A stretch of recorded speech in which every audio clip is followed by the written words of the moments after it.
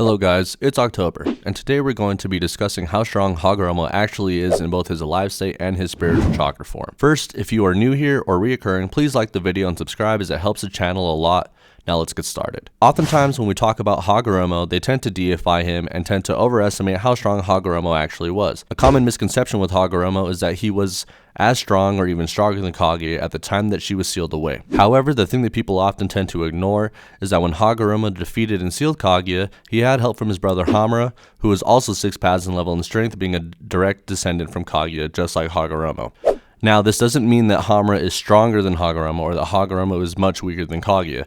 All this proves is that Hagoromo was somewhat relative in strength, and with help from someone of equal or relative strength, they were able to defeat someone stronger than them. In chapter 670, Hagoromo explains that Kaguya took the chakra fruit from the divine tree, which caused the tree to transform into ten tails in order to reclaim the chakra that had been taken. Hagoromo and Hamura then worked together to defeat and seal the ten tails inside of Hagoromo, making him the ten tails Jinchuriki. This establishes a precedent that individuals who become the ten tails Jinchuriki gain a significant increase in power. In chapter 467, Obito also corroborates the story when he recounts the legend of the Sage of Six Paths. However, chapter 681 later reveals through Black Zetsu that Kaguya had actually merged with the God Tree, meaning that the Ten Tails was the fused form of Kaguya and the Divine Tree. This implies that when Hagoromo and Hamura fought and sealed the Ten Tails, they were effectively battling Kaguya herself before Hagoromo ultimately becomes its Jinchuriki, splitting the Ten Tails into the tailed beasts and sealing the husk of the Ten Tails into the moon. In chapter 671, we see that Naruto was able to summon Hagoromo's spirit into his mindscape. This would debunk the idea that Hagoromo transcended into a higher dimension,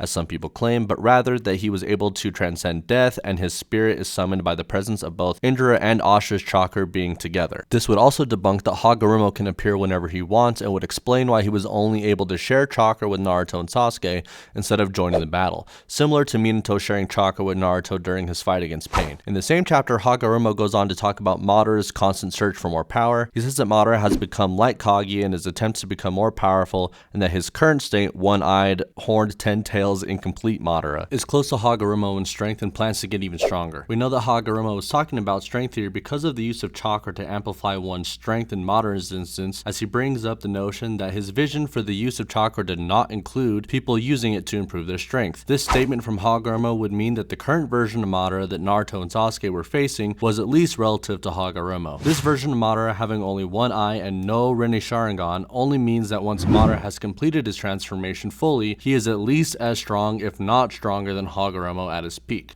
Now that we've established that full Sage of Six Paths Madara is at least as strong as Hagoromo, we can infer he's obviously weaker than Kaguya and the Sage of Six Paths versions of Naruto and Sasuke together. The other thing I would like to cover is the notion that Hagoromo is extremely overpowered due to his jutsu, the creation of all things. In chapter 510, during Obito's fight with Konan, he explains how Izanagi is a form of the creation of all things, with a combination of the use of both yin and yang release. The databook states that using yin release, the ability to create, and yang release, the ability to provide energy or life, allows the user to create something from naught. We do see Naruto create an eye for Kakashi, however, which would lend the credence to the something from nothing aspect of this jutsu. Although this is the case, there has to be some form of limitation to the jutsu for a few reasons. The first reason being that Hagoromo couldn't just use the jutsu to create something strong enough to defeat Madara. Secondly, Naruto couldn't use the power of the jutsu to fully heal Guy's body after his use of the 8 gates. Due to these clear limitations of the jutsu itself, it is a nominal fallacy in the way that the average reader would recognize said jutsu, and because of these limitations, this drastically scales back what Hagoromo was actually capable of. Due to the multiple reasons I have addressed in this video, we can clearly see that Hagoromo was never meant to be the strongest character in the Naruto verse, and the biggest mistake people make with this character is confusing his importance with invincibility. Hagoromo was never stronger than Kaguya, and he's not a limitless 4D transcendent being. Once you strip away the misinterpretations and headcanon surrounding his abilities and feats, we aren't left with a weaker character but a more accurate representation of how strong Hagoromo actually is.